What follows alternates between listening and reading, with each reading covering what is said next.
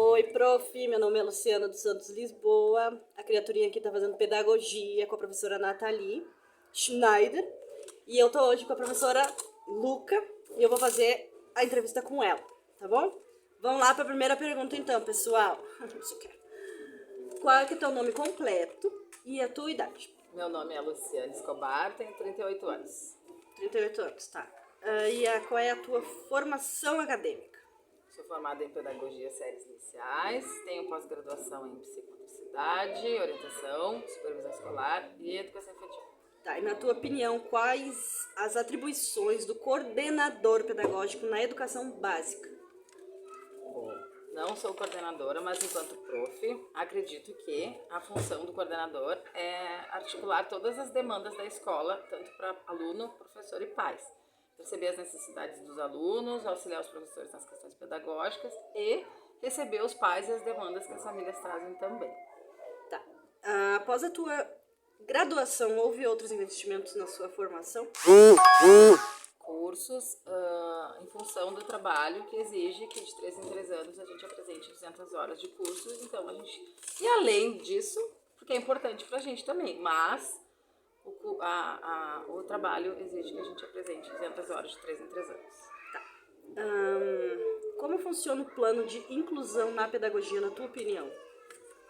Bom, a inclusão, na prática, ela é bem difícil. Por quê? Porque a gente não tem muito suporte, né? A inclusão, na verdade, na minha opinião, ela não acontece de fato na sala, porque o aluno está ali, mas a gente não tem todo o aparato que ele necessita. Por exemplo, um aluno autista que precisa de uma planilha para se comunicar e tal, eu tenho que fazer, mas eu não tenho esse conhecimento, né? Então acaba que muitas coisas que seriam necessárias para eles não têm, em função de que a gente não tem esse conhecimento específico de cada aluno, né? Além de outras questões como fono, como que a gente também não sabe.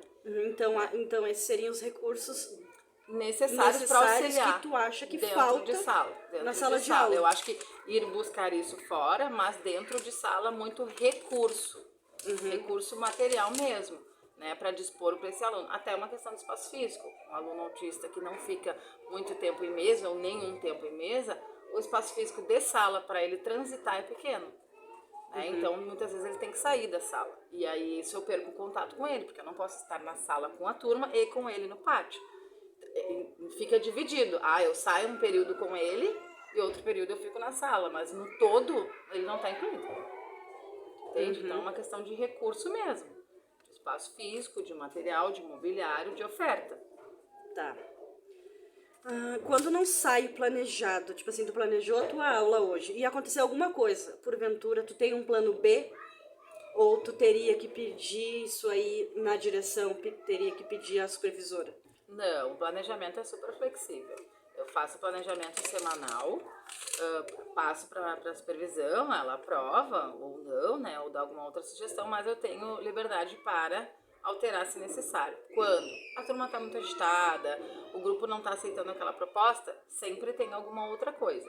Eu, enquanto prof, sempre tenho algum outro material. Ou às vezes tu não precisa ter um material diferente, eu posso fazer só uma troca de dia. Se naquele dia eu ia dar tinta e eu percebo que a turma está muito agitada, não ia produzir bem com a tinta, eu troco para uma atividade que seria de pintura, recorte, ou massinha, ou alguma outra coisa que naquele momento vai ser mais produtivo para o grupo.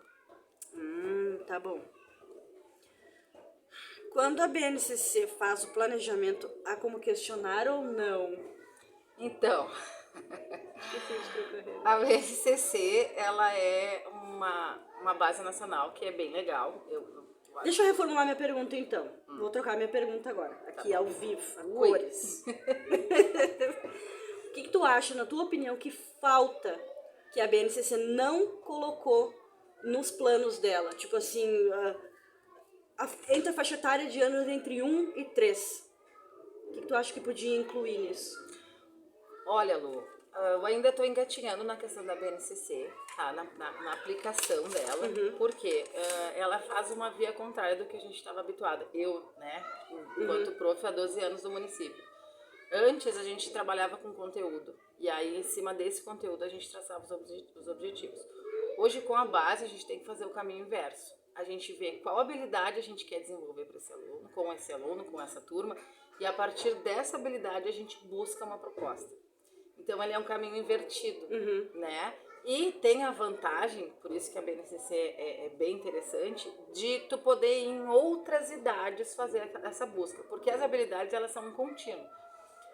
A mesma habilidade que eu posso fazer no berçário, eu posso fazer no M1 e eu posso fazer no M2 e nos prés, mas em grau de dificuldade diferente. Então, se eu apliquei uma atividade para o maternal de 2 anos que eles não conseguem, eu posso voltar naquela mesma habilidade de berçário, mas com o mesmo objetivo. Porque, por exemplo, se era bater palmas no maternal e eles não batem, antes de bater palmas, eles tinham que chacoalhar coisas, né? Que o movimento, o objetivo é o mesmo, que é o movimentar as mãos, enfim, a motricidade fina. Então eu vou dar um passo para trás, vou voltar aqui para poder chegar aqui, mas é um contínuo. Tu entende que não é uma ruptura, exatamente, não é uma ruptura igual que seria em conteúdo, por exemplo. Se eu estou trabalhando multiplicação, não tem como, é a multiplicação. Aí eu teria que voltar lá na soma, na subtração, eu teria que voltar anos. Por exemplo, se eu estou no quarto, eu teria que ir até o primeiro para fazer esse resgate, que se torna mais difícil por uma questão de tempo. Com a BNCC facilita, porque são habilidades, né? Não são conteúdos que tu tem que contemplar. Nesse caso, quem é contemplado é o aluno, não o conteúdo, como era antes. E tá, assim, ó, na tua opinião, o que falta de melhoria, de tecnologia numa sala de aula? O que tu acha da tecnologia em sala de aula, no plano de aprendizagem? A tecnologia tem ajudado bastante. Na minha sala, por exemplo, que tem uma televisão, né, que é interativa, ao mesmo tempo que ela atrapalha externamente a questão da tela para a criança, ela auxilia a gente em sala em alguns momentos, justamente pela questão da atenção. Hoje a gente tem muito aluno que tem muita questão de comportamento em função disso, né? Eles recebem tudo pronto na tela, no computador, no celular, é só no digital ou falar, e aí a questão de espera na sala. Tu acha que ficou mais ágil? Ficou difícil na sala de ter essa questão de espera, né? Porque na nossa época, se a gente queria ver um desenho, era às 11 da manhã que passava, tu tinha que esperar até às 11 para ver o desenho, tinha intervalo. Então tu acha que facilitou? Não, em alguns momentos ele me auxilia, tá? Por exemplo, a contação de história de um livro físico não chama muito a atenção deles, mas a contação de história num livro visual, né, ali no áudio, eles gostam. Então, para a geração que tem hoje, né, tá sendo benéfico. Em algumas situações, sim. Em outras, não, porque daí eles querem sempre a tela. Pois é. Né? Então, vai da gente saber dosar, e não é assim usar a tela para que eles fiquem quietos naquele momento. É usar a tela como uma ferramenta pedagógica, né? Não, vou botar um desenho porque agora eles vão parar. Não é isso, porque isso é ruim. Mas usar para isso. O livro não está dando certo, bom, mas eles precisam ouvir histórias. Bota só um áudio, então. Eles precisam visualizar, observar o que tem de cor, o que tem de imagem para assimilar essa informação. Então, usa o vídeo.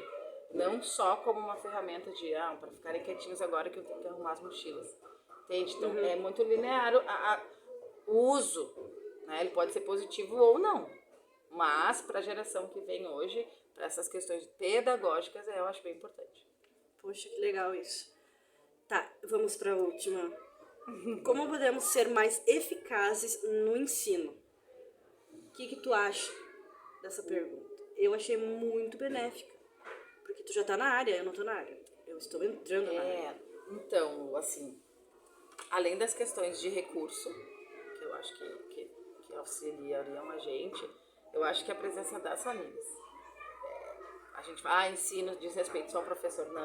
Não diz respeito só a mim. É um conjunto, só na verdade, nós, né? Exatamente. Por quê? Como agora, a minha experiência desta turma em especial, eu esbarro muito em questões comportamentais, né? E aí a questão cognitiva, de desenvolvimento, não que a questão do comportamento não faz parte do aluno, né? É um conjunto, né? Mas acaba que a gente perde muito tempo só nisso, deixando de ofertar para as crianças as coisas específicas de escola.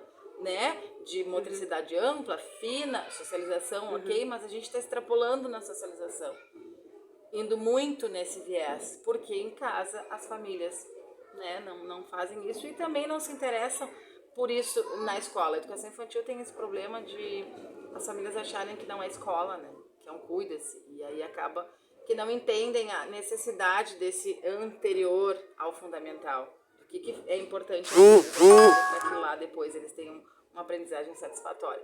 Então eu acho que a família estar mais presente na escola é importante. A gente, enquanto prof, observar e perceber o aluno, né? Porque não adianta só eu ter a base de suporte, a BNCC, né, de suporte, e querer aplicar a mesma coisa para todos, porque não é assim. Cada aluno tem. É difícil, é muito difícil. Né? Tu conseguir fazer uma atividade, e não é isso, fazer uma atividade para cada, mas é entender o que cada criança colocou naquela atividade, né? Porque daqui a pouco tu tá avaliando uma pintura e a criança não curte a pintura, mas ela faz um desenho sensacional, né? Então da gente poder observar o todo, e isso é o bom de perceber habilidades, né? Que ela não tem habilidade para aquilo, mas a habilidade maior dela é outra. Que legal, vamos enfatizar essa. E não, a criança não sabe fazer pintura. Não, ela pinta, mas sem muito interesse, porque não é do interesse dela, mas ela desenha maravilhosamente bem. A gente ter esse cuidado, esse olhar, que não é só robô, né? Não é programadinho. Não é 20 alunos, todo mundo igual, vamos fazer o que dá. Não, a gente tentar ter esse olhar que não é fácil. Cansativo, mas eu acho que é o que falta. Esse olhar mais individualizado para cada um. Tá bom, então, obrigado pela tua participação. Encerramos aqui a minha entrevista. Beleza? Tchau.